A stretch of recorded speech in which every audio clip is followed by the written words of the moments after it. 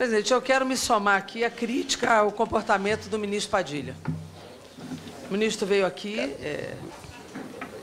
vomitou uma série de dados que são inverídicos, que não são verdadeiros, dados que, inclusive, não se sustentam numa análise mais profunda das tabelas oficiais do próprio governo, e saiu correndo, fez um discurso político, e saiu correndo e não aguardou o questionamento da comissão. Isso não é uma atitude correta.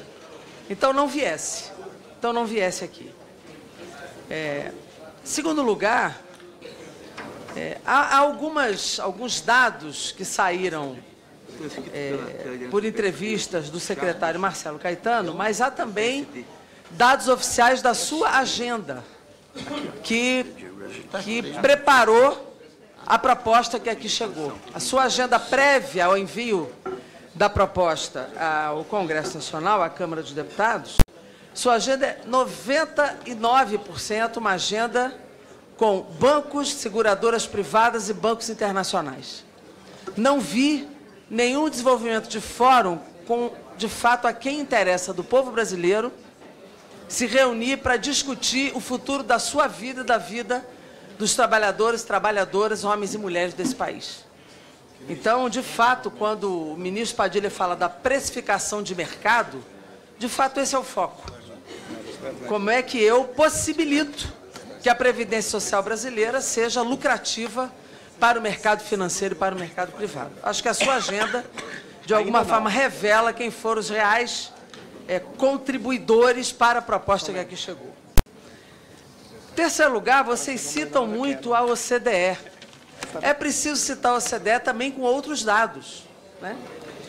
Quando nós olhamos para a chamada idade mínima, no Brasil, segundo dados vinculando OMS, BGE, a própria OCDE e dados oficiais do Ministério da Previdência, quase 40% dos trabalhadores e trabalhadoras brasileiras, quase 40%, 37,3%, não chegarão aos 65 anos de idade. Em compensação, na OCDE, isso é menor do que 20% essa possibilidade. Também a expectativa de vida do povo brasileiro, de vida saudável. Aliás, o senhor, numa entrevista, disse que não importa a questão da saúde, não importa a questão do mercado de trabalho para analisar a Previdência. Ora, então o senhor tem que fazer isso em outro país, e não no Brasil. Não é possível discutir uma reforma da Previdência sem considerar o mercado de trabalho, sem considerar a qualidade de vida das pessoas. A expectativa de vida saudável no Brasil é 10 anos menor do que a expectativa de vida saudável na OCDE. É importante também dizer que aqui no Brasil, 28% dos segurados do regime geral de previdência possuem menos de 6 contribuições por ano. Então, para atingir os 25 anos, ele terá que ter 50 anos de trabalho para atingir as 300 contribuições, ou seja, a carência de 25 anos. 42% apresentam, em média, 5 contribuições anuais, o que significa 6 décadas de trabalho para atingir a carência de 25 anos de contribuição.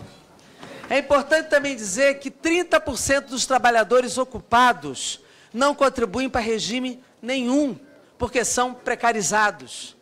É importante também dizer que a grande maioria do povo pobre desse país já se aposenta por idade de 65, 60 anos, com carência de 15. Se a carência for de 25, não alcançará o benefício previdenciário.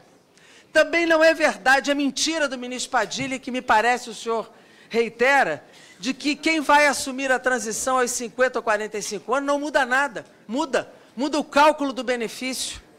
Muda o cálculo do benefício, o tempo de contribuição. Para alguns que têm 45 anos será de mais 1 ano e meio, e para outros será de 20 a 21 anos de trabalho. Também o senhor disse em entrevistas, ontem inclusive, que se o Brasil é machista, o mundo todo é.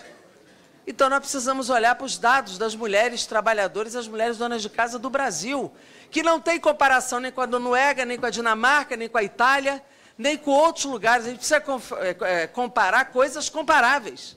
Então coloque a OCDE no que ela tem de positivo, lá para a gente ver. Aqui no Brasil, 97% das trabalhadoras rurais fazem trabalho doméstico, comparado a 47% dos homens. E no trabalho urbano, chega a 92% das mulheres fazendo trabalho doméstico e os homens 52%. As mulheres têm salário menor e carga horária maior. As mulheres, culturalmente, têm o peso sobre si do cuidado com a família. E não precisa ter filho ou não ter filho. Alguém disse aqui, acho que foi o próprio relator que disse à imprensa, que mulher sem filho pode ter igualdade. Mulher com filho pode se pensar. Mulher tem trabalho, tem dupla, tripla jornada. Então, esse tipo de discurso de desconsiderar a realidade brasileira não é admissível ao se discutir a reforma da Previdência. E aí eu entro na questão do déficit, porque eu só tenho aqui mais 2 minutos. Na questão do déficit, vocês, de fato, mostram dados falsos, secretário, falsos. O que garante hoje o pagamento do benefício previdenciário é exatamente a pluralidade de fontes da Seguridade Social. Então, dizer que a DRU não interfere na Previdência é mentira. Porque quando eu tiro 30% da DRU, eu tiro o dinheiro da Seguridade Social, que garante o pagamento dos benefícios previdenciários, já que apenas a contribuição sobre folha de salário não é suficiente. Se o senhor quer tirar as contribuições da Seguridade e botar só a folha, cadê a contribuição da União? O artigo 95 da Constituição Federal manda ser tripartite. A União, então vamos de novo à OCDE. A União no Brasil contribui com 15%. Na maioria dos países da OCDE contribui com 45%. Se olhar a Dinamarca, o gasto do governo é 75% na proteção social e na seguridade dos seus trabalhadores e trabalhadoras.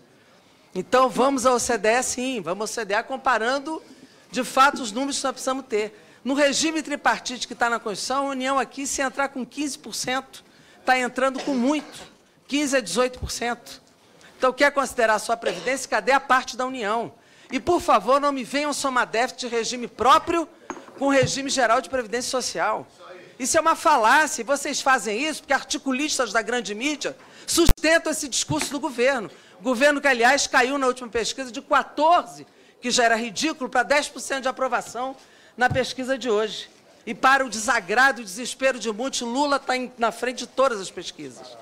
Então, nesse aspecto aqui, eu quero dizer o seguinte, é uma falácia o déficit, não há déficit na Seguridade Social, e tem que ser considerado Seguridade Social, sim. E o regime próprio já teve a reforma do regime previdenciário público, que vocês tiram o público para favorecer os bancos, e também já há a fórmula 85-95, que responde ao problema do perfil demográfico. Como eu não tenho mais tempo, me reservo para um debate posterior. Muito obrigado.